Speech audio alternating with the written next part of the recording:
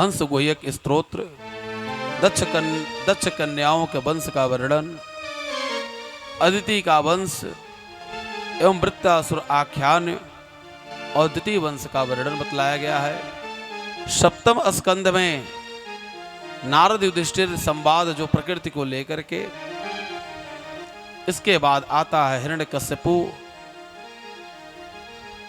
हिरण्यकश्यपु जब हिरण्याक्ष का वध हो गया तो हिरण्यकश्यपु ने वह भगवान से बैर ठान लिया और बैर ठान करके वह तपस्या करने के लिए जाता है और जिस वृक्ष के नीचे वह तपस्या करने के लिए बैठता है वहीं पर एक कौवा ओम नमो भगवते वासुदेवाय कहता है।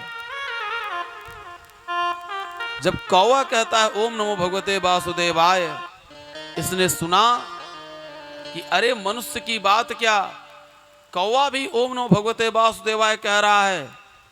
उसने कौवा को उड़ाने का, वहां से भगाने का कोशिश किया। फिर वह कौवा आता और ओम नमो भगवते वासुदेवाय यह कहता।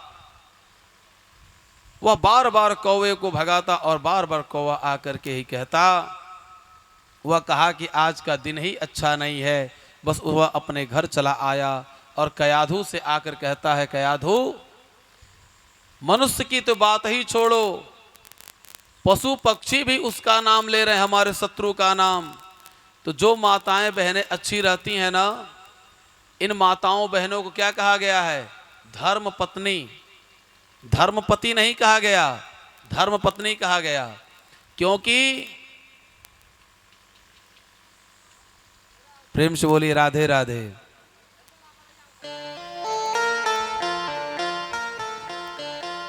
क्योंकि इन माताओं के पास तीन चीज होता है, क्या? धर्म अर्थ काम। लेकिन मोक्ष बिना विवाह के, बिना पति के नहीं हो सकता है। इसलिए पति जब उनके मिल जाते हैं, विवाह हो जाता है, तो पति के द्वारा ही इन माताओं बहनों की सदगति होती है। इसीलिए धर्म अर्थ काम तीन ये रहते हैं और मोक्ष पति के द्वारा प्राप्त होता है। अब कयाधु मैया ने कहा कि क्या कहा उसने, उस कौवे ने? उसने कहा ओम नमो भगवते वासुदेवाय नमः, यह कह रहा था। कयाधु मैया ने इस प्रकार से सुबह से लेकर के शाम तक उसके मुख से 100 बार उन्होंने कहलवाया। उसकी वृत्ति बदल गई। रात्रि के समय जब वह कयाधु के साथ समागम क्रिया में, रति क्रिया में आया, उसके वृत्ति बदल गई थी, जिस कारण से, जिससे जब गर्भ में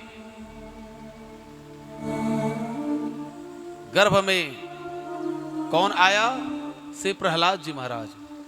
जब अच्छी वृत्ति से आप अपनी पत्नी के पास जाते हैं तो आपके वहां राम आते हैं, आपके वहां प्रहलाद आते हैं। और जो गलत प्रवृत्ति से जाएगा, मदिरा पान करके जाएगा, तो वहां रावण आएगा। हम राम की कामना करते हैं तो पहले हम दशरथ बने। यदि हम राम की कामना करते हैं तो पहले हम स्वयं दशरथ बने। और जब हम स्वयं रावण बन बैठे हैं तो हम राम को कहां से लाएंगे?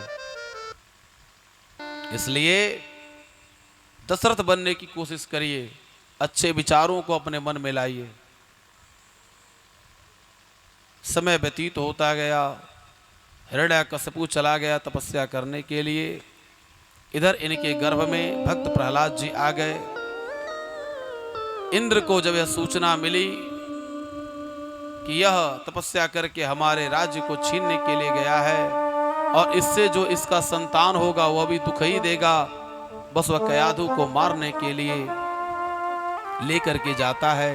न रहेगी बांस न बजेगी बांसुड़ी। तुरंत नारद जी महाराज कयाधु की रक्षा करते हैं और अपने आश्रम पर लेकर के आते हैं। और इधर भक्त प्रहलाद गर्भ में ही वह भगवान के भजन को करना वह सीख गए थे। आज के समय में माताएं बहनें मोबाइल में देखिए, जो नई नई हमारे बहनें हैं, जैसे खूब मोबाइल देख रही हैं, वैसे उनके जितने बच्चे हो रहे वो मोबाइल खूब देख रहे हैं। इधर माताएं बहनें क्या कर रही हैं, आज के इस समय में सीरियल देख रही हैं, फिल्म देख रही हैं, जैसे उसमें गुंडा मारता है उसी प्रकार से बच्चे आज के जो नए हो रहे हैं वह मार धाड़ काट लड़ाई झगड़ा वाले हो रहे हैं। और पहले माताएं बहनें क्या करती थीं, वह अच्छी अच्छी पुस्तकों को पढ़ती थी, रामायण पढ़ती थी, गीता पढ़ती थी, उनके विचार अच्छे होते थे। अब क्या है, मोटू पतलू देखती हैं। जब मोटू पतलू देख रही हैं तो बच्चा भी वैसा हो रहा है। डोरेमंड देखती हैं, जो आप देखेंगे वैसा ही बच्चा आपका होगा निश्चित रूप से, क्योंकि अभिमन्यु मां के गर्भ में सीखे थे।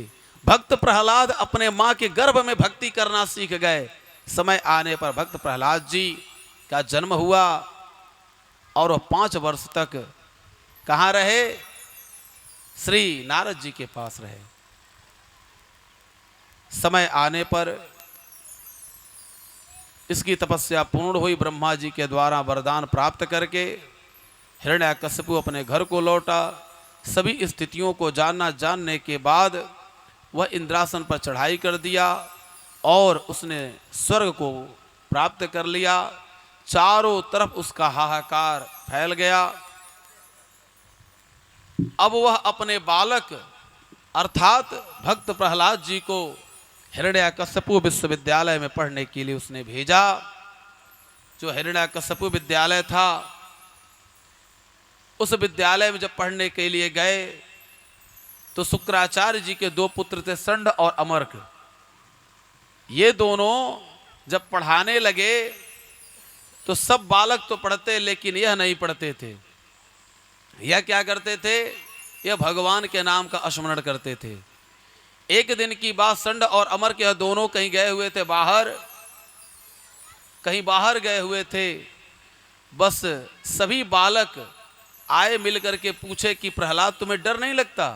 उन्होंने कहा डरना किस बात की, जो भगवान हमारी रक्षा करता है क्या तुम्हारी रक्षा नहीं करेगा?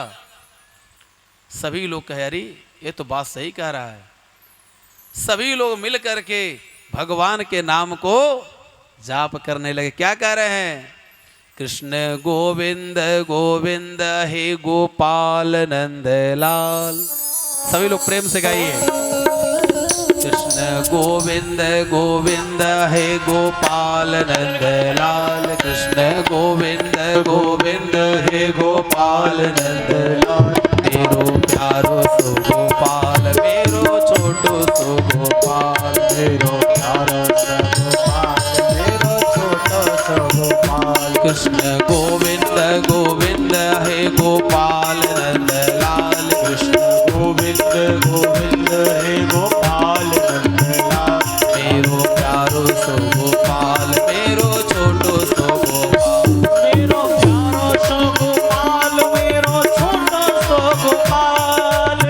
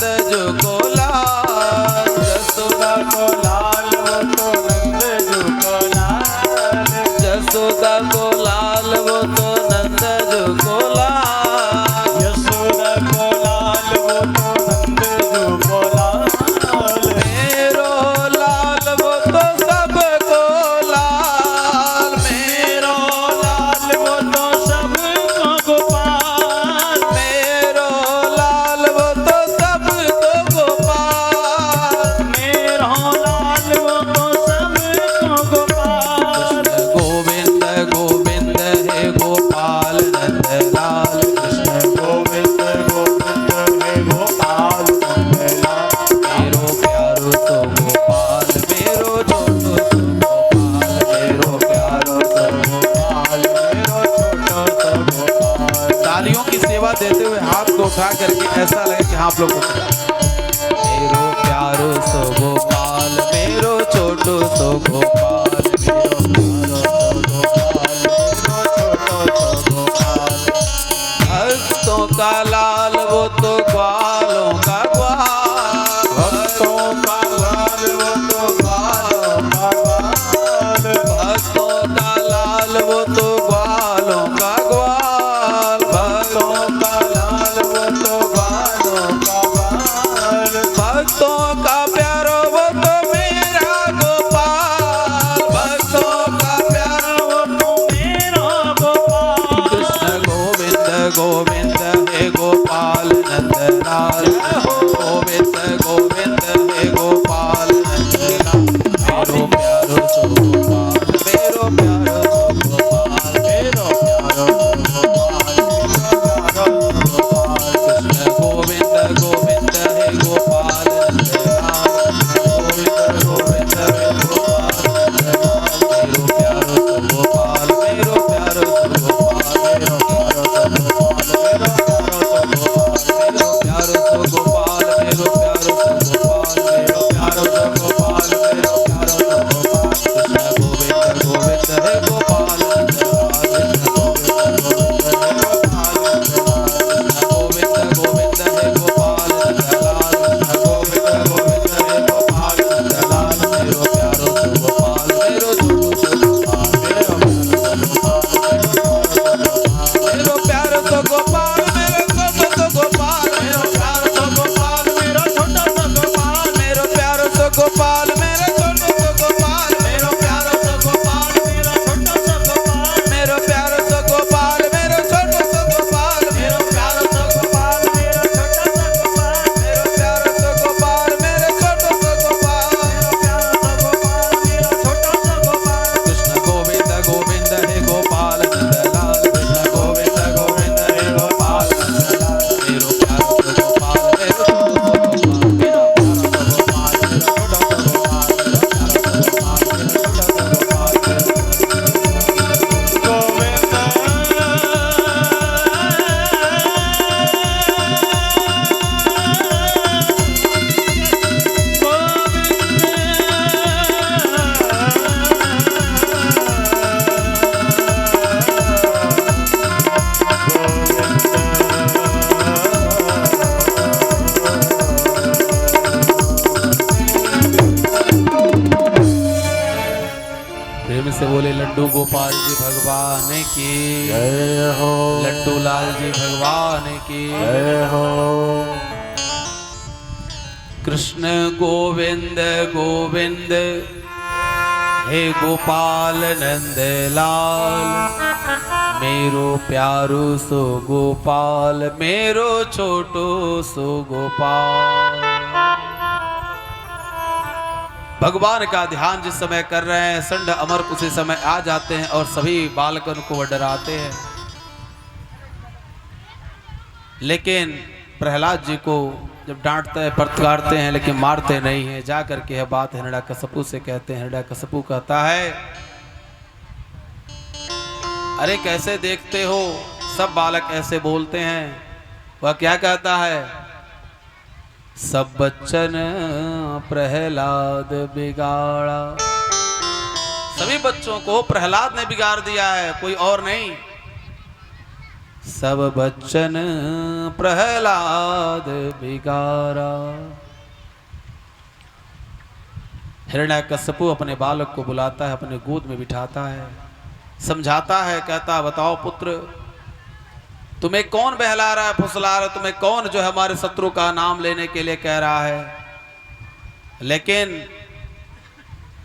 भक्त प्रहलाद जी कहते हैं पिताजी मुझे कोई बहला फुसला नहीं रहा है, आप जिसको अपना शत्रु मान रहे हैं वह कोई और नहीं, वह नारायण है। अभी भी समय है, आप उनके शरण में चले जाइए। उसको क्रोध आता है, अपनी गोद से उतार देता है,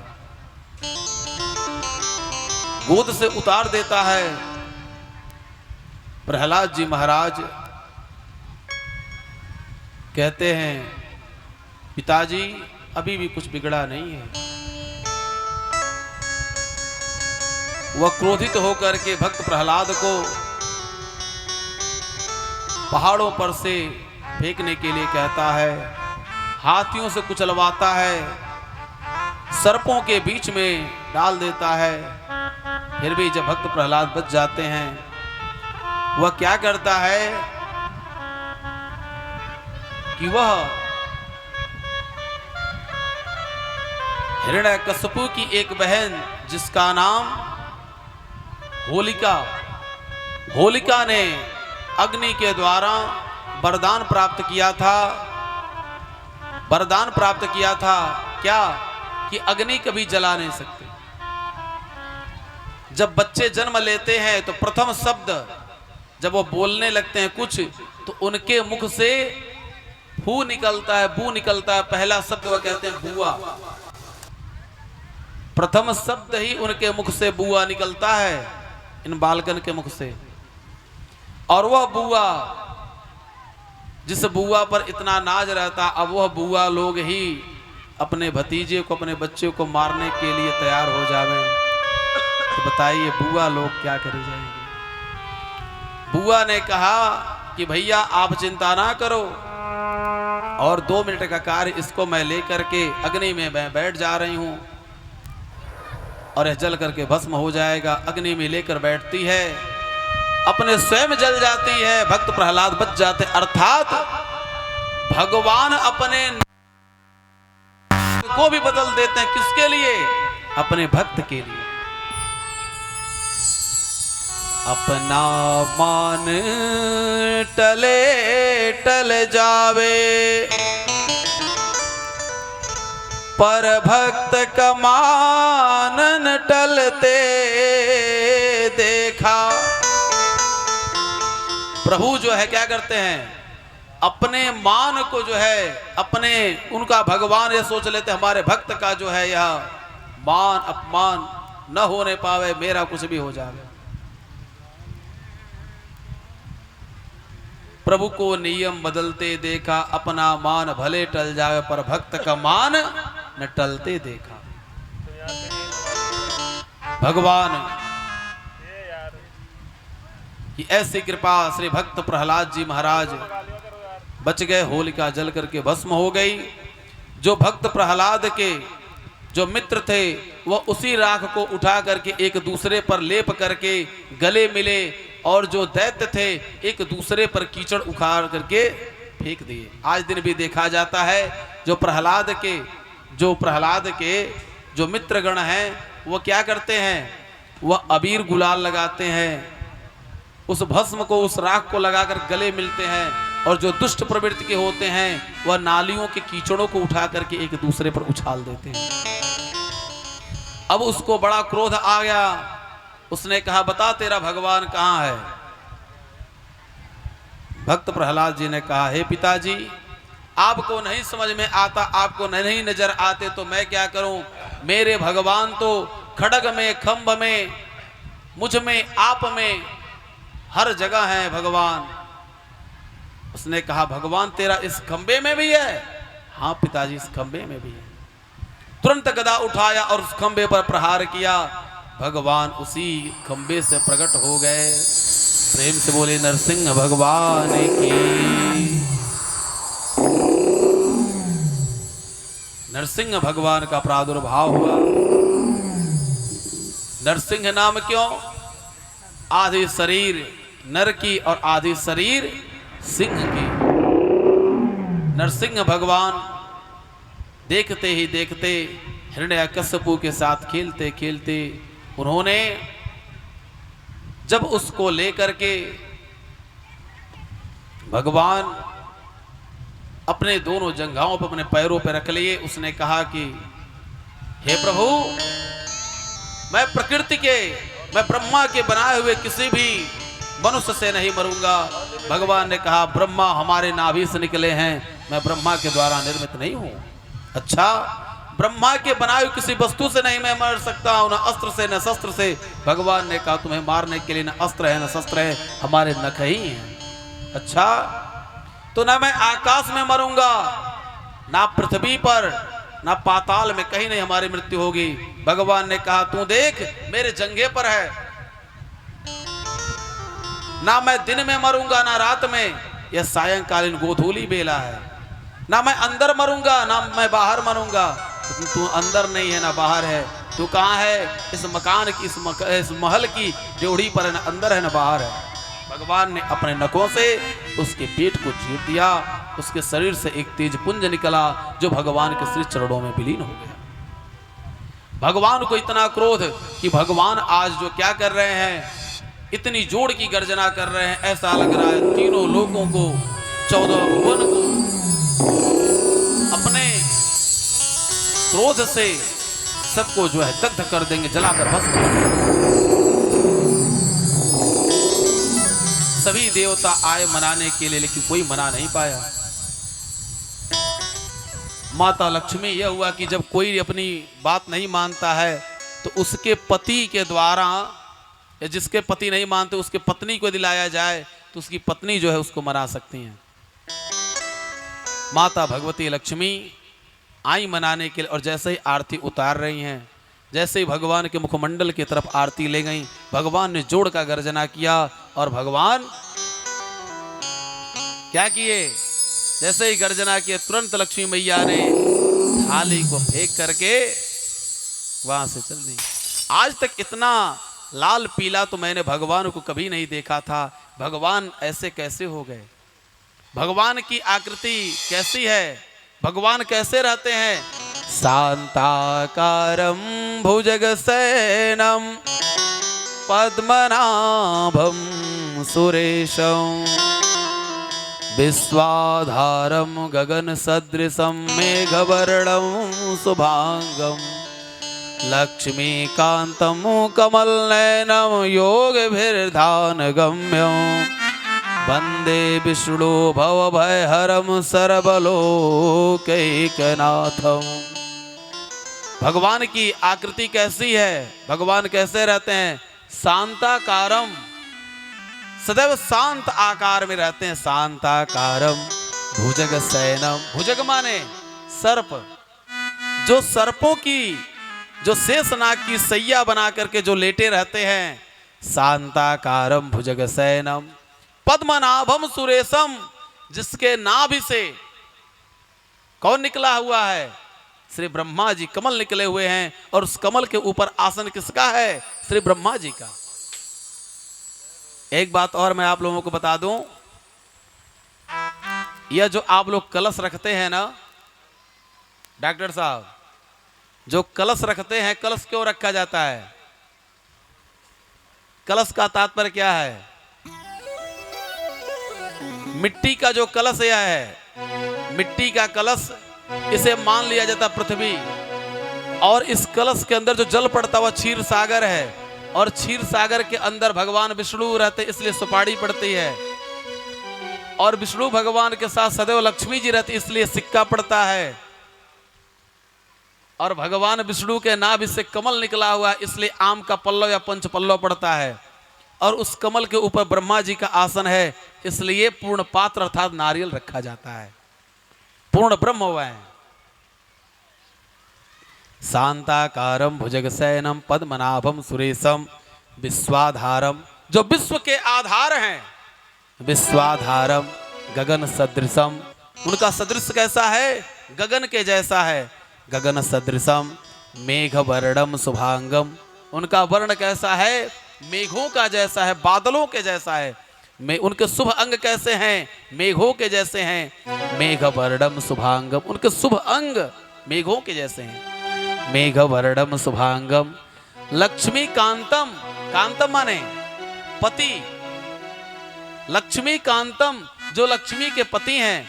लक्ष्मी कांतम कमल नयनम, उनके नेत्र कैसे हैं? कमल के जैसे हैं। अच्छा, भगवान विष्णु की उपमा कमल से क्यों दी जाती है? क्या कारण है? पुष्पों में तो बहुत सारे फूल हैं, किसी फूल से भगवान की उपमा दी जा सकती थी, लेकिन कमल से ही क्यों दी गई? क्या कारण है? कमल की है एक विशेषता, कमल जल के अंदर से ही निकलता है और जल में ही रहता है, लेकिन जल की एक बूंद को भी अपने पत्तों पर रहने नहीं देता है। कमल जो है, कमल जल के अंदर से निकलता है और कमल जो है जल में ही खिलता है, लेकिन उस जल के साथ ही रहता है, लेकिन जल की एक बूंद को भी अपने पत्तों पर रहने नहीं देता है। ठीक उसी प्रकार से परमपिता परमेश्वर इस मायापति हैं, इस माया के बीच रहते हैं, लेकिन माया उनको जरा सा स्पर्श नहीं कर पाती है। इसलिए कमल के फूल की उपमा भगवान को दी गई है। कमल नयनम योग विरधान गम्यम, जो योगियों के भी योगी हैं, योग विरधान गम्यम वंदे विष्णु भव भय हरम। ऐसे भगवान विष्णु की हम सभी लोग मिल करके वंदना करते हैं। वंदे विष्णु भव भय हरम, जो भव माने संसार, जो भव के भय को जो हर लेते हैं, ऐसे भगवान विष्णु की हम सभी लोग बारंबार वंदना करते हैं। उनके श्री चरणों में हम सभी लोग प्रणाम करते हैं। प्रेम से बोले भगवान विष्णु की, नरसिंह भगवान की जय हो। अब नरसिंह भगवान की सभी लोगों ने स्तुति करी, लेकिन भगवान प्रसन्न नहीं हुए। यह हुआ कि किसको आगे किया जाए, किसकी बात भगवान मानेंगे। सभी लोगों ने मन ही मन विचार किया कि भगवान का अवतार जिसके लिए हुआ है उसी को आगे किया जाए। उन्हीं को आगे किया गया, किन्हें? भक्त प्रहलाद जी को। और प्रहलाद जी को आगे करके जब भक्त प्रहलाद गए तो भगवान ने आज अपने जिह्वा से, अपने जीभ से उनके पूरे शरीर को चाट रहे हैं। क्यों चाट रहे हैं? गैया जब बछड़ा देती है तो अपने बच्चे को उस समय खूब चाटती है। क्यों? उसके शरीर के अंदर के जितने भी विकार हैं, उन सभी विकारों को वह चाट चाट करके दूर कर देती है। ठीक उसी प्रकार से आज भगवान, हमारे नरसिंह भगवान, अभी जो थोड़ा बहुत विकार रह गया है, चूंकि राक्षस कुल में जन्म हुआ है, जो भी विकार उनके अंदर हैं, उन विकारों को भगवान ने दूर कर दिया। भक्त प्रहलाद हाथ जोड़े खड़े हैं।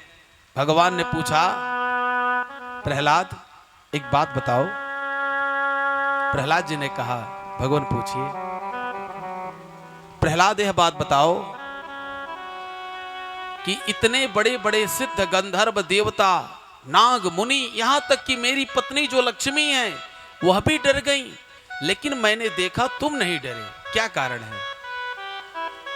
प्रहलाद जी ने बहुत सुंदर उत्तर दिया। प्रहलाद जी ने कहा, प्रभु मैं यह जानता हूं कि यह आपकी लीला है।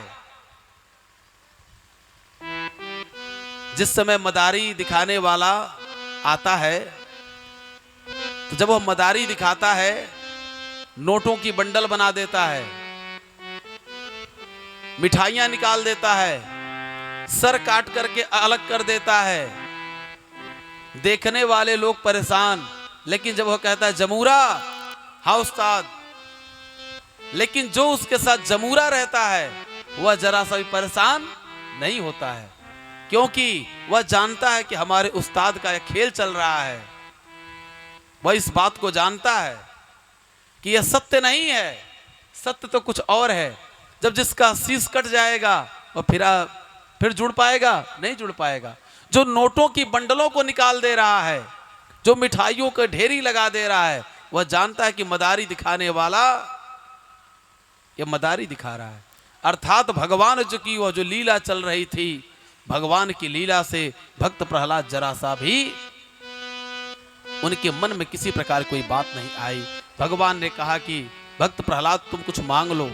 उन्होंने कहा कि भगवान आपसे क्या मांगे? उन्होंने कहा कुछ मांग लो। उन्होंने कहा प्रभु क्या मांगे? भक्त और भगवान के बीच आदान प्रदान कुछ नहीं होता है। लेकिन प्रहलाद जी ने मन ही मन विचार किया कि जब बड़े लोग कुछ देना चाहते हो, बार बार मना भी नहीं करना चाहिए, नहीं तो यह होगा कि इसको अहंकार हो गया अपने भक्ति का। उन्होंने कहा प्रभु एक चीज दीजिएगा। क्या? हमारे अंदर भक्ति सदैव बनी रहे। दूसरी चीज यह दीजिएगा, दूसरी बात यह है कि आप हमारे परिवार में, राक्षस कुल में अब किसी को आप मारेंगे नहीं। यदि उसके अंदर अहंकार आ जाता है तो आप उसके अहंकार को नष्ट करेंगे, नहीं उसका संहार नहीं करेंगे। तीसरी बात यह है कि आप हमारे पिता को वह उत्तम गति देंगे जो आप संतों को, महात्माओं को देते हैं। भगवान के नेत्र सजल हो गए। उन्होंने कहा जो तुम्हारा पिता इतना तुम्हें कष्ट दिया, फिर भी तुम अपने पिता के लिए इतना सोच रहे हो। उन्होंने कहा प्रभु आज अच्छा हूं या बुरा हूं, जैसा भी हूं, लेकिन पिता हमारा इस संसार में पहचान देने वाले तुम्हारे पिता हैं। भगवान ने कहा जाओ, तुम्हारे जैसे जिस कुल खानदान में बच्चे जन्म लेंगे 21 पीढ़ियों को अवतार देते हैं, और तुम्हारे पिता को मैं बैकुंठ देता हूं। प्रेम से बोले वृंदावन बिहारी लाल की, श्री कृष्ण भगवान की। इसके बाद अष्टम स्कंद